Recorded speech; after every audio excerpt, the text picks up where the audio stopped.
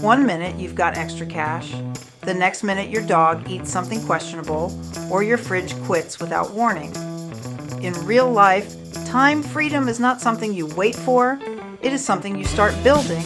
I'm Candice, and welcome to the Money Flow Genie Podcast. So let's stop talking about it and start building. Hello, everyone, and welcome to the Money Flow Genie Podcast. Today, I really want to talk to you about abundance. And it's something I feel like is a word that's overused, and modern culture has completely flipped it upside down. So, abundance, when I think about abundance, I'm taught currently abundance means more money, social media, more followers, more success, more proof, accumulating more validation. I realized lately that abundance really has a deeper meaning.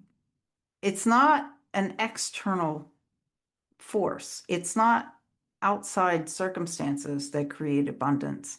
It's an internal, inside feeling. And for me, that changes when I think about abundance. I reflect upon it on like the word love. I realized it was something interesting around that for me is that love feels like life is moving. There's expansion, connection, creation. The energy is just alive.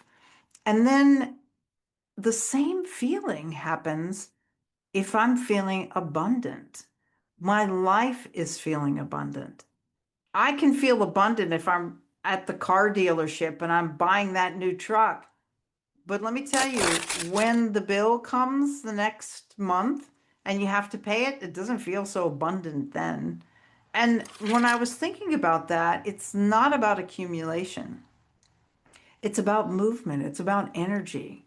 It's about the distinction that's saying that energy leaves me is a scarcity mindset, but abundance energy, it moves through me. You can't hold love in your hand. It's a movement of energy. It's a movement, when you think about energy of love between two people, it's an energy and movement in between two people. And that is what is felt. And so, why do people talk about abundance is going to create that same feeling that love does? It does not. But the marketing of abundance and more feeds as if it's going to, make you feel that same feeling of being loved. Oh, people are going to love me if I wear this. People are going to love me if I buy this. People are going to like me better if I'm wearing this. But that's not true. It comes from within. And so when I think about abundance, it's energy moving through me. Why someone who could have millions of dollars and still live terrified? I'm thinking about people that I know that they have more than enough money, tons of abundance, and they're miserable. They're just miserable people. And then I can think about a gentleman that I used to work with who was homeless. I didn't even know it until somebody told me. You would have thought that he was the most abundant person in the world.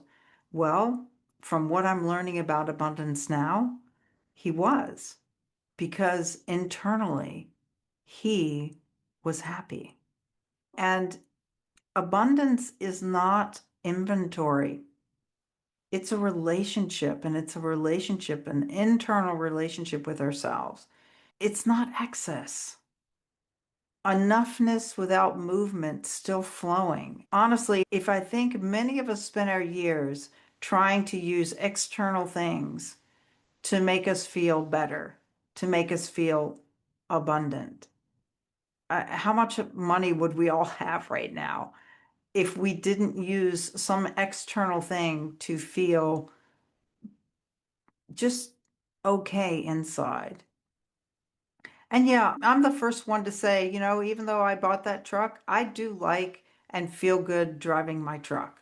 Not because of what it is or what it looks like, because of what I use it for. I'm always hauling driftwood and things from the beach and taking the kayak to the beach, and that makes me feel good. I have a means to be able to do that. So to me, that can create a feeling of abundance because it's an experience. It's not a thing. It's an internal feeling that is cultivated by a lifestyle that I choose. It's a lifestyle. Abundance is a lifestyle. It's not a lifestyle of accumulation.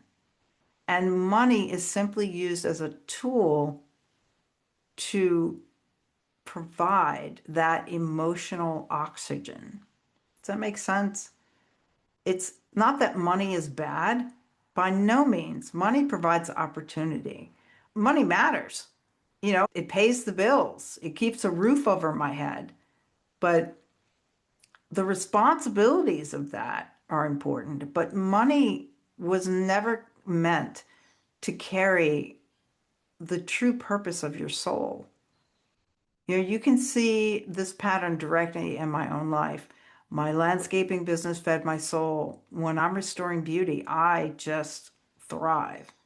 I bring something to life that's transforming and it's building something meaningful. To me, that's abundance. But if I do something that is repeatedly creating stress in my life, overspending, that is not abundance. That's just creating stress. And so I want to start talking about money and how I realized that it's really talking about movement, helping people get unstuck, helping you learn how to breathe again without chasing it. We have more right now constantly and bombarding us. And no matter what we do, and it's a constant chase. And that type of abundance doesn't exist. It's a false definition. And one of the things that I want to think about in conveying, think of just really get in connection with how you feel in that chase. That wonder, it really opens up possibility of energy flow. I know this sounds a little abstract. Let's see if I can put this in a concrete definition for you. When I say the energy flow, think about if I'm thinking about my bills and I can't pay them, that's restrictive. I feel, oh, I just have darkness inside.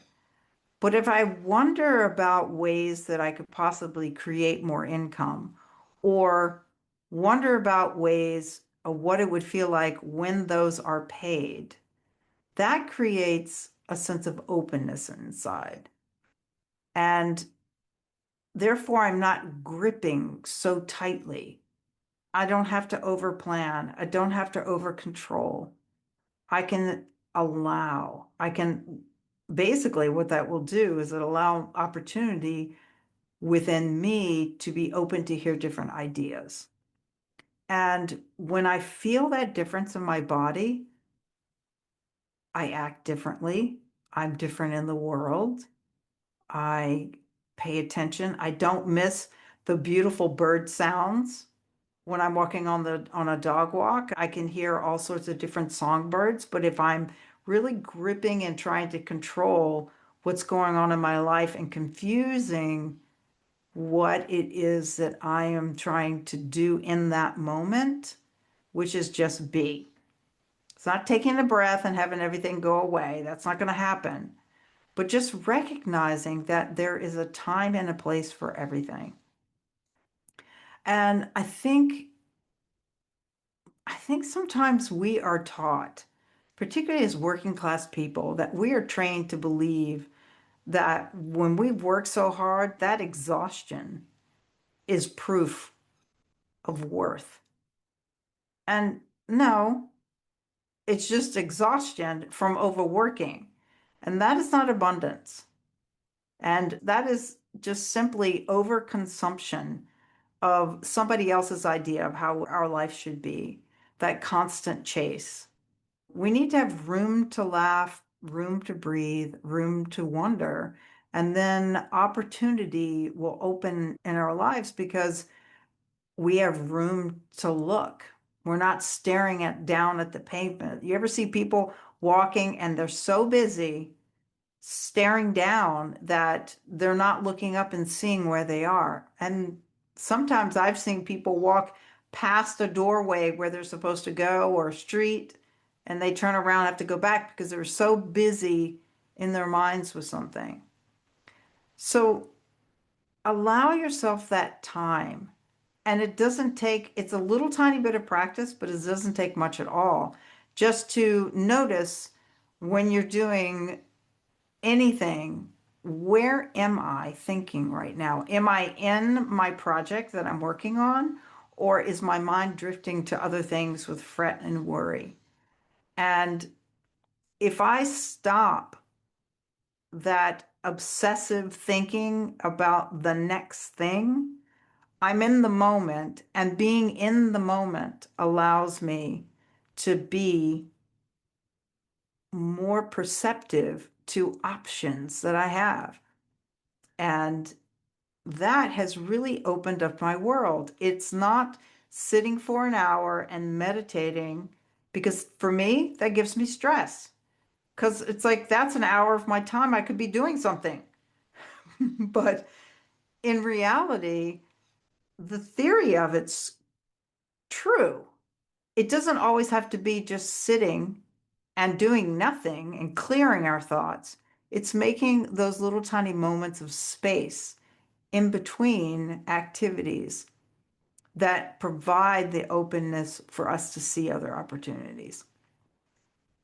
That's what abundance is about. That is what we are here to enjoy life and weave our own tapestries. Think about your life as you are weaving a tapestry, and you have one thread, and your higher power, divine, whoever, there's multiple threads of everyone in your life are weaving a tapestry together, but you are the central focus. What design are you going to weave? Pay attention to that. Is it the same design every day, doing the same exact thing? Because that's a straight line. That's not a pattern. That creates a pattern in behavior, but it's not a pattern that creates a full life. So take that moment to define for you, give yourself 5 minutes to think, what would I like to do differently today? And see where that takes you, because you're the only person that's going to know that. You are your own genie in a bottle. So do something today that your future self will thank you for. And ask yourself, what is it do I want? What is it that I really want? And if you think that this podcast might help someone else, share it with them. And I really appreciate you listening. Thank you so much. The info in this podcast is straight from our personal experiences. You alone possess the power to manifest your desires. You are the genie in the bottle, awaiting your command. So ask smart questions. We're not licensed financial pros, so be sure to consult with a licensed professional, attorney, or tax consultant.